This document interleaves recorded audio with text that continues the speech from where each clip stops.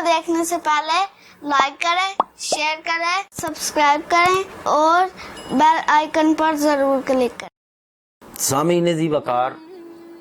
जिस तरह के हमारी जो पहली तारफ़ी वीडियो थी सवाल और जवाब की नशिस्त के हवाले से, उसके कमेंट्स में लोगों ने, दोस्त अहबाब ने जो है वो सवालात किए, तो उसी तरतीब को पेश नज़र रखते हुए ये जो हमारी नशिस्त की वीडियो होगी, तमाम दोस्त जो सवालात भी करना चाहें वो ज़रा तफसीली करें और इसी वीडियो में कमेंट्स की सूरत में इसी वीडियो के नीचे जो है वो अपने सवालात जो हैं वो करें। अब हम पहले सवाल की तरफ आते हैं। तो पहला सवाल जो है वो है गैर महरम के साथ ताल्लुक़। तो याद रखें कि गैर महरम के साथ जो ताल्लुक़ है उसकी दो तरफ़ा नोयत है। पहला ये कि अगर तो वो ताल्लुक़ एक लड़की का लड़के के साथ मोहब्बत का ताल्लुक़ हो, अफेयर का ताल्लुक़ हो, तो इस ताल्लुक़ की तो शरीयत मुतहरा में कतई तौर पर कोई गुंजाइश नहीं है। ऐसे ताल्लुक़ से बेहयाई को फ़रोग़ मिलता है, फहाशी को फ़रोग़ मिलता है और मुआशरे में बेशुमार जो हैं वो गैर अखलाकी रवैये जो हैं जन्म लेते हैं। तो ऐसे ताल्लुक़ की शरीयत मुतहरा में कोई गुंजाइश नहीं है। उसके बाद गैर महरम के साथ दूसरा ताल्लुक़ है, वो है समाजी सतह का या मुआशरती सतह का या फिर दीनी सतह का। तो जो इस तरह का ताल्लुक़ है, समाजी सतह का ताल्लुक़ है, यानी एक मुआशरे में रह के जॉब का मसला है कि जो हमारी माएँ बहनें जॉब करती हैं, तो उस जॉब में गैर महरम के साथ ताल्लुकात की नोयत है, या तलीमो तदरीस के बाब के अंदर जो है वो एक उस्ताद और शागिर्द का ताल्लुक़ है, तो वो ताल्लुक़ है, या फिर उसके बाद दीन की तलीम सीखने का ताल्लुक़ है, मसाइल शरिया सीखने का ताल्लुक़ है। तो जो इस तरह का ताल्लुक़ है उसकी शरीयत मुतहरा ने गुंजाइश रखी है कि वक़ार के साथ, मतानत के साथ और संजीदगी के साथ शरीयत के ज़ाब्तों का पास करते हुए और शरीयत के असूल व कवायद का पास करते हुए इस सतह का जो ताल्लुक़ है, इस नोयत का जो ताल्लुक़ है, उसकी शरीयत मुतहरा में गुंजाइश मौजूद है और वो एहसन है। जैसे कि सहाबा इकराम रिदवानुल्लाह ताला मजमाइन अम्मा जी आयशा सिद्दीक़ा से मसाइल शरिया को सीखा करते और उनकी तलीम पाते। अब हम आते हैं दूसरे सवाल की तरफ, और सवाल है कि आया कि अमानतन मैयत को कब्र में दफन करना कैसा है और किसी को दफन करने के बाद दूसरी जगह पर मुंतकिल किया जा सकता है कि नहीं किया जा सकता। पहली बात तो ये है, समझने वाली है कि अमानतन दफन करने की कोई सनद, जवाज़ या असल शरीयत मुतहरा में नहीं है। फुक़हा इस्लाम ने इसको मना किया है कि आप किसी को भी अमानतन दफन नहीं कर सकते। और दूसरी बात रह गई कि किसी को एक जगह से दूसरी जगह पर मुंतकिल करना, तो उसके जवाज़ की भी चंद सूरतें जो हैं वो उलमाए किराम ने बयान की हैं, जिनमें से कोई गसब शुदा ज़मीन में दफन हो जाए या किसी ऐसी ज़मीन पे दफन कर दिया जाए कि ज़मीन के मालिक से उसकी इजाज़त ना ली जाए और उसकी इजाज़त के बग़ैर उस ज़मीन पर दफन कर दिया जाए, या फिर कोई सैलाब आ जाए या शदीद बारिशें आ जाएं और कब्रों के नीचे पानी आ जाए, तो ऐसी जवाज़ की सूरत में,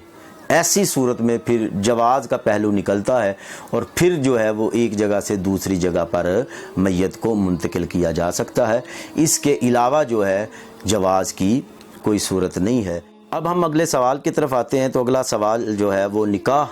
के बारे में है। अमूमी तौर पर देखने में आया है कि आप सब लोगों के इल्म में भी है कि जब निकाह होता है तो हमारे आइमाए किराम और हमारे उलमाए किराम जो हैं वो दूल्हे से जो है वो कलमे सुनते हैं या दोहरा देते हैं। इसी तरह ईमान मुफस्सल और ईमान मुजमल जो है वो सुनते हैं या दोहरा देते हैं।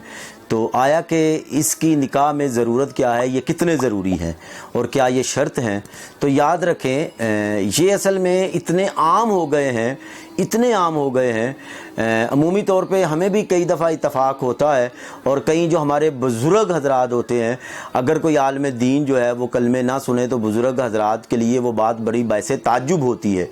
تو کیونکہ ایک روش جو عام ہو گئی ہے، ایک سلسلہ عام ہو گیا ہے، اور اگر حقیقت میں دیکھا جائے اور جب ہم شریعت کے اصول و قواعد کا مطالعہ کرتے ہیں اور شریعت مطہرہ کا مطالعہ کرتے ہیں تو یہ بات ہمیں سمجھ آتی ہے کہ کلمے ہوں یا ایمان مفصل اور ایمان مجمل ہو، اس کی کوئی ضرورت نہیں ہے۔ یہ صرف برکت کے لیے ہوتا ہے کہ کہیں کوئی بندے سے کوئی ایسا کلمہ نہ نکل گیا ہو کہ جو کفریہ ہو، تو اس لیے ہمارے بعض اکابر اور بزرگوں نے کہا کہ جو ہے وہ کلمے دہرا دیں اور ایمان مفصل یا ایمان مجمل جو ہے وہ پڑھا دیا جائے۔ نکاح پر اس کا نہ پڑھانے سے کوئی اثر نہیں پڑتا اور نہ ہی یہ نکاح میں ضروری ہوتے ہیں۔ اگلے سوال کی طرف آتے ہیں،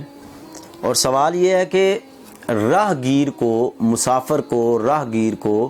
راہ جاتے ہوئے شخص کو تنگ کرنا کیسا ہے؟ یہ بات یاد رکھیں، شریعت مطہرہ نے حقوق العباد کے سبجیکٹ پر بڑا زور دیا ہے، اور سرکار دو عالم صلی اللہ علیہ وسلم کی متعدد احادیث مبارکہ ہیں کہ راستے کو کشادہ کیا جائے اور راستے سے تکلیف دہ چیز کو ہٹایا جائے۔ تو جب ہم اس تصور کو سمجھتے ہیں کہ جیسے سرکار دو عالم صلی اللہ علیہ وسلم نے ارشاد فرمایا کہ ایمان کے بہت سے شعبے ہیں، اور بہت سے شعبوں میں سے جو پہلا ایمان کا حصہ ہے، پہلا شعبہ ہے، وہ لا الہ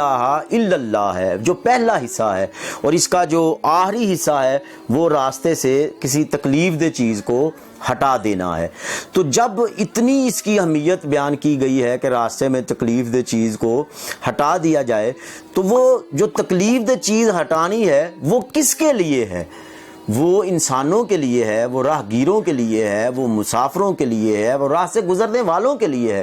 تو راہ گیر کو تکلیف دینا یا نقصان پہنچانا یا تنگ کرنے کی شریعت نے کسی صورت بھی اجازت نہیں دی ہے۔ سرکار دو عالم صلی اللہ علیہ وسلم نے ارشاد فرمایا کہ ایک آدمی نے راستے سے، وہ یہ مسلم شریف کی حدیث مبارکہ ہے، حضور نے فرمایا کہ ایک آدمی نے راستے سے ایک درخت کو ہٹا دیا، کاٹ دیا کہ راہ گیروں کو، مسافروں کو اور گزرنے والوں کو تکلیف نہ ہو، تو اللہ تعالیٰ نے اس درخت کے ہٹانے کے صدقے اس کی مغفرت فرما دی۔ تو جب کسی تکلیف دہ چیز کو ہٹا دینے کا اتنا اجر ہے تو پھر یہ کیسے ممکن ہے کہ کسی راہ گیر کو، مسافر کو یا راہ سے گزرنے والے کو تکلیف دی جائے؟ تو اسلام نے اس پر کئی پہلوؤں میں روشنی ڈالی ہے، اور قطعی طور پر اسلام کے اندر اس کی اجازت نہیں ہے کہ کسی راہ گیر کو تنگ کیا جائے۔ اب ہم اگلے سوال کی طرف آتے ہیں۔ ہمارا سوال جو ہے وہ ہے کہ غیر مسلم جو ہیں، مشرک ہیں، جو غیر مسلم ہیں، دیگر مذاہب کے ساتھ جن کا تعلق ہے، ان کے لیے دعائیہ کلمات کہنا کیسا ہے؟ تو اس باب کے اندر میں عرض کروں گا کہ غیر مسلموں کے لیے یہ کلمات کہنا کہ اللہ انہیں ہدایت عطا فرمائے، اللہ ان کے لیے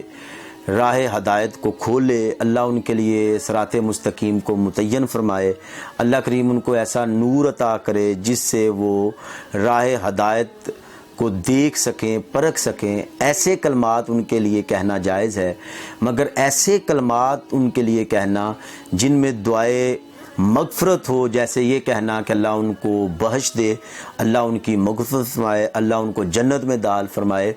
تو ایسے کلمات جو ہیں وہ غیر مسلموں کے لیے کہنے کی اجازت نہیں ہے۔ جیسے کہ سورہ توبہ کی آیت نمبر 113 میں ارشاد ہوتا ہے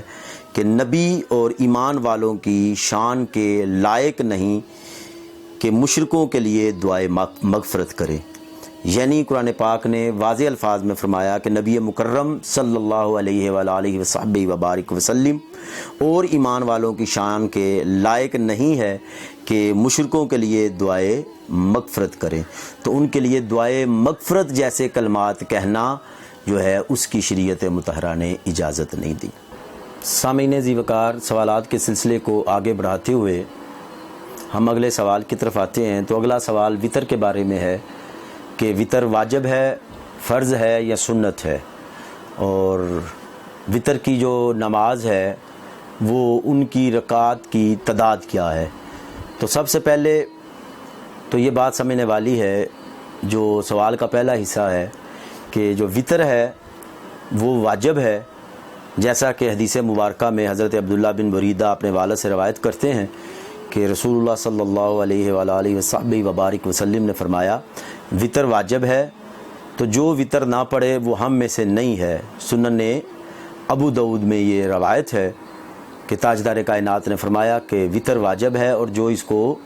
نہ ادا کرے وہ ہم میں سے نہیں ہے۔ تو اس حدیث سے پتہ چلا کہ وطر کی جو حیثیت ہے وہ واجب کی ہے، اور اسی طرح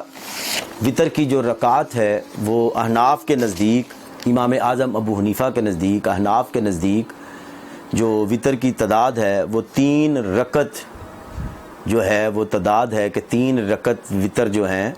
وہ احناف کے ہاں ان کی تعداد ہے، جیسا کہ حدیث مبارکہ میں آتا ہے کہ حضرت عبداللہ بن مسعود رضی اللہ تعالی عنہ سے مروی ہے کہ حضور نبی اکرم صلی اللہ علیہ وسلم نے فرمایا کہ دن کے وطروں یعنی نماز مغرب کی طرح رات کے وطروں کی بھی 3 رکعات ہیں۔ تو وطروں کی رکعات پر متعدد احادیث مبارکہ موجود ہیں، تو وقت کی قلت کے پیش نظر میں نے ایک ہی حدیث مبارکہ پر اکتفا کیا ہے۔